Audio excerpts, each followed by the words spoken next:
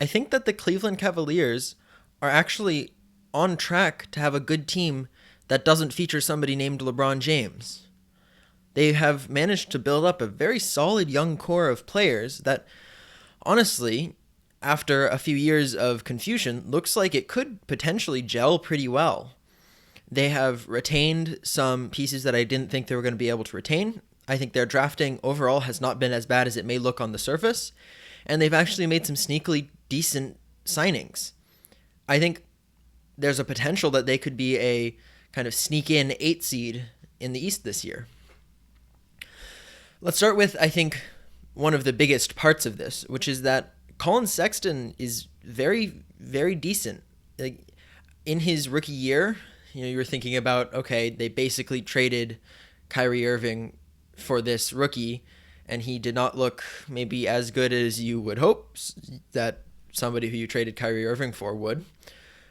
But, I mean, in this last season, he just averaged 20 points, 3 rebounds, and 3 assists on 51% weighted field goal percentage, which is really good for a 6'1" point guard.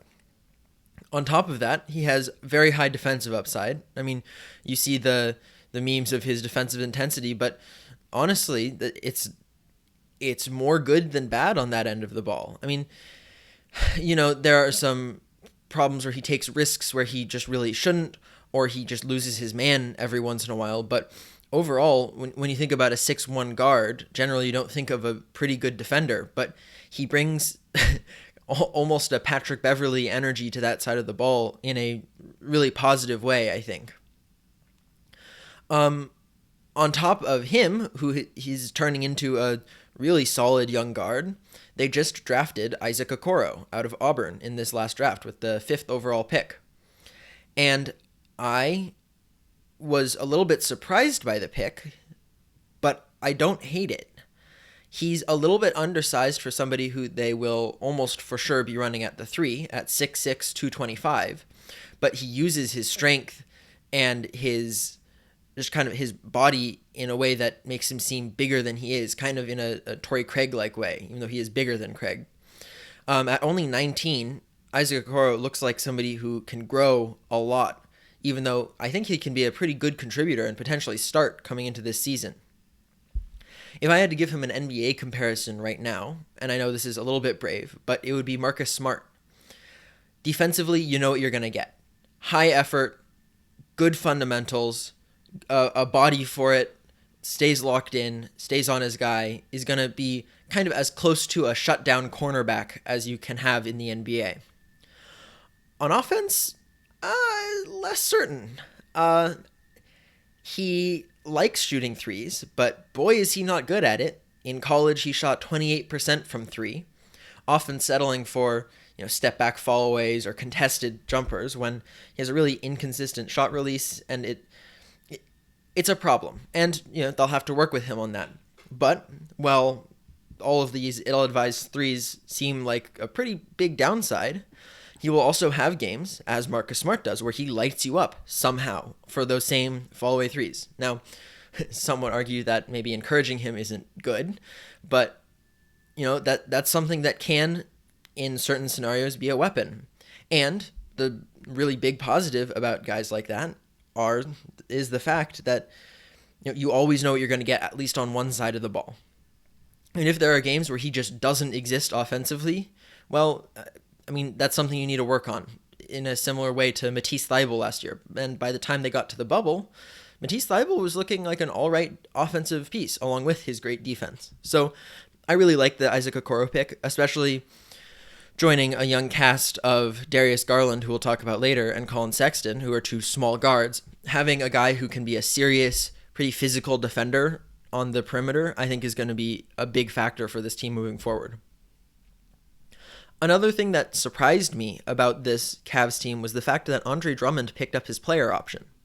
Now, I know it was for a whole heck of a lot of money, I think $28 million, and it's only 1 year, so, you would be an idiot to do that, especially when it's pretty clear that Andre Drummond would not get $28 million on the open market. But even so, I mean, when Drummond was traded to Cleveland, there were all sorts of stories about, well, why would you trade for him? He's obviously not going to pick up his player extension. He doesn't want to be there, all that. But he picked it up, and he's coming off of not a bad season, not an amazing season, but with Andre Drummond, you know what you're going to get. Solid points. He scored 17.5 of those per game last season. Good rebounds. He took a bit of a dip with 11 per game last year, but this is still very good. And the odd assists here are there. I mean, he's a good center to have, and for him to hang on for one more year, maybe if you make the playoffs, maybe if you're a fun atmosphere, good culture, which I know not necessarily Cleveland's thing, but it's very possible that you could get him to re-sign on more of a budget deal. Another piece that I think can be forgotten about on this Cavs team is Kevin Love. Now, I am not under the impression that they should keep him. I think going more towards the youth movement is going to be way better for this team. And not only does Kevin Love not fit their timeline, I don't know. I don't see a path forward when you have a guy who's consistently getting angry at the locker room, and it doesn't make a ton of sense. That being said, I think they could get some serious value for him instead of just letting his contract leave. I mean, he's 6'8", 251, which isn't quite what you want for your modern day four, but he's still a very good scorer. In a pretty much throwaway season that was last year, he averaged 17.5 points, 10 rebounds, and 3 assists, which is very similar stats to what Andre Drummond averaged on a 55% effective field goal percentage, which, I mean, that's pretty impressive for a guy that you think of as over the hill, not much to think about. And when you look at some of these competing teams, you know, maybe you hold on to him till closer to the trade deadline, and a team like the Celtics wants to add another piece that maybe has more veteran potential. Or, I mean, you know, LeBron loves K-Love. Maybe you get assets from there. This Cavs team could get some serious value for a guy that maybe isn't going to give them even close to that same value, which would be a really impressive piece of business if they could move him along in a pretty fair deal. And I think that kind of thing is just another part of the huge upside that this squad has.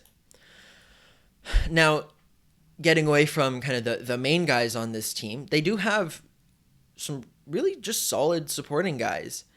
Cedi Osman, or Jetty Osman, I guess, has really grown into a pretty good NBA player. He's nothing special, but 11 points, 3 rebounds, and 2 assists on relatively good shooting splits. I like that from a guy off the bench, especially a 6'7", 230 guy who, in theory, can defend a few positions and just be a little bit of a spark off your bench. I like that. Picking up JaVale McGee, don't hate that either. Now, I know he hasn't reported for training camp yet or just hasn't arrived. I'm not sure what the situation there is. But even though his stats have taken a dip since his Warriors days, you have a 7-foot guy protecting the paint. That's always good. He averaged a block per game last year, along with 6 points, 5 rebounds. That's something solid to have. And shockingly, from everything I hear about how the Lakers players felt about him and how the Warriors players felt about him, he's a good locker room guy to have around young players. And, you know, you need a good culture if you're going to build something in Cleveland, and he could be a part of building that.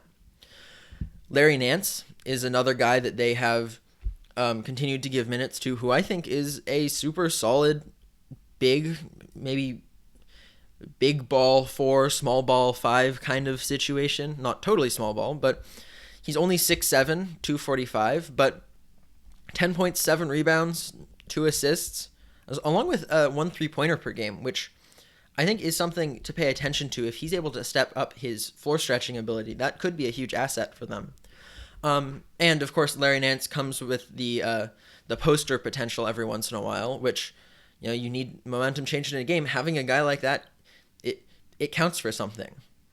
And then one of the other guys that I want to talk about here is Damian Dotson. Dotson, unfortunately, has been in the dark, endless void that is the New York Knicks for the last few years. And so he's kind of come in and out of obscurity, and he's spent most of his time coming off the bench there.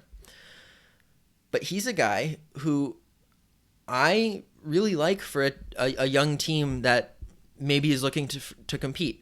He's nothing special on most nights. 7 points, 2 rebounds, and an assist for a 6'5" guard. It's not bad, not good, but you know, every once in a while he'll come off the bench and give you 20, 25 points. I think his career high was off the bench, which is with a 30-point night, and he's somebody who you can never have enough of those guys where, say Colin Sexton is down injured for a game and you don't want to mess up your bench rotation, slide Damian Dotson in there, see what he can do. Like, that's just a high upside guy that I think they signed on a minimum. So I really like that. The other big thing that, and I think probably the biggest thing that the Cavs have going for them, is two guys in particular who have just a ton of potential, who maybe even haven't fully realized it yet. The first is Darius Garland, who was a rookie last year. I believe another 5th pick out of Vanderbilt. Now, as a pick, it was highly criticized at the time, and I think it will continue to be. You drafted a 6'1" guard a few years prior, and you draft another one. Doesn't make a ton of sense, especially when the one you draft came off of a season where he was injured. Like, it was tough to see the reasoning on that. And the 6'1" guard in his rookie season was not wholly impressive. He wasn't terrible.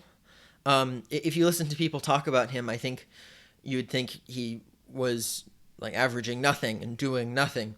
Ended up with 12 points, 2 rebounds, and 4 assists, which is not bad.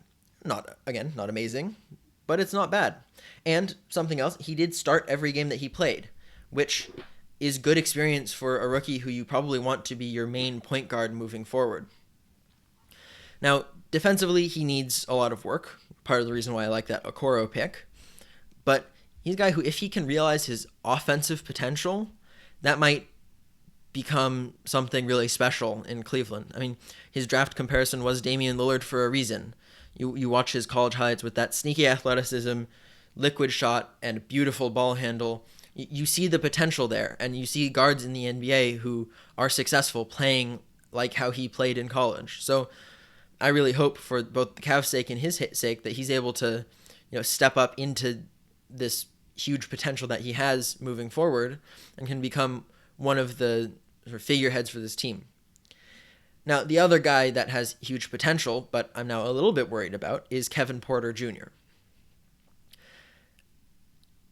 One of the reasons why he fell so far into the first round in his draft was not because of a lack of talent, but I think questions about character issues have always kind of been there for him. I mean, he had a tumultuous time at USC, being suspended by the team for some time, choosing not to play for some time, kind of a very up and down thing. And now, if you don't know, he is dealing with criminal charges of weapon possession and other various charges. And so he actually hasn't reported for training camp yet, due to maybe timing, maybe it's hard to know. There's not a ton of trustable public information about that, but we know that he's dealing with some of those things. When you look strictly on the court, though, this is a 6'4", 200-pound guard, 20 years old, like Darius Garland, who averaged 10 points, 3 rebounds, and 2 assists, very similar numbers to Darius Garland, but he only started 3 out of the 50 games he played, which is really, really solid production for a rookie. And again, you see this massive potential with a guy like that. If they can properly develop those two guys along with this core that they already have, they could look very, very dangerous this coming year. In some ways, a little bit similar to how the Memphis Grizzlies looked last year, potentially. I know they don't have a guy that's as magnetic as Ja is, but if they have that energy, fast-paced, if they're the young team in the league that's making noise, that can be really good for all sorts of reasons. The last guy I really want to talk about on this roster is Dylan Windler. I know he didn't play at all last year, and so he's basically a rookie coming into this season. But I like his shooting potential. He's somebody who I could see them having come off the bench in some games, see how he fares. He was a 40% three-point shooter in college, which I know doesn't necessarily translate at all to the NBA game, but that's somebody to pay attention to. Overall, this Cavs team is very talented with a whole lot of upside in players and potential piece moving. They have solid backups, and yeah, I don't know. I like the direction that this team is going in.